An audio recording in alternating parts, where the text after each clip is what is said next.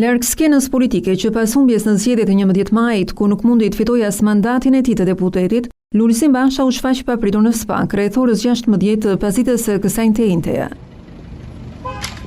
Një përshëndetje e shkurt mediave dhe ju drejtua direkt derës së prokurorisë së posaçme. Dorëzoi celularin në raftin e siguruar me çelës dhe u fut në godinën që prej një viti e 3 muajsh po heton një nga dosjet më të bujshme, atë të 21 janarit. Në demonstratën e 20 janari 2011, opozita socialiste në atë kohë, Lulzim Basha ishte ministër i brendshëm, kur 4 protestues të pafajshëm u vranë me armë.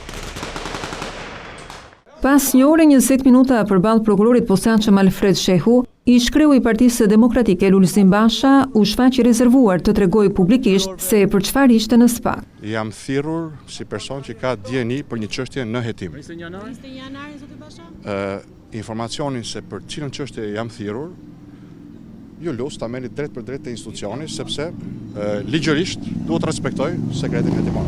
A ka pasur urdhër në 20 janar për të qelluar? Këto ishin gjithçka që kisha për të deklaruar për këtë çështje. Në korrikun e vitit 2024, kur SPAK nisi hetimet për të zbardhur krimin shtetëror të 21 janarit, Lulzim Basha u shfaq entuziast atko për të bashkëpunuar me drejtësinë. Mbetem në dispozicion me gjithë çfarë që kam dhe që di.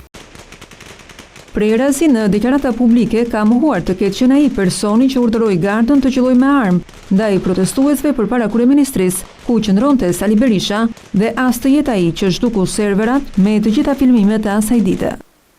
Jo dhe jo. Për rolin e Sali Berishës, sa herë është pyetur, ka zgjedhur të mos komentojë. Lëm SPAK-un që kërkon bëj punën e vet. Me interes pritet të shihet nëse Lulzim Basha është vendosur 100% në dispozicion të drejtësisë për të treguar përballë hetuesve gjithçka ai di, gati 15 vite nga vrasjet në bulevard. SPAK ka në duar sfidën e të vënë drejtësi për krimin e gjykuar një herë nga sistemi i vjetër si vrasje nga pakujdesia.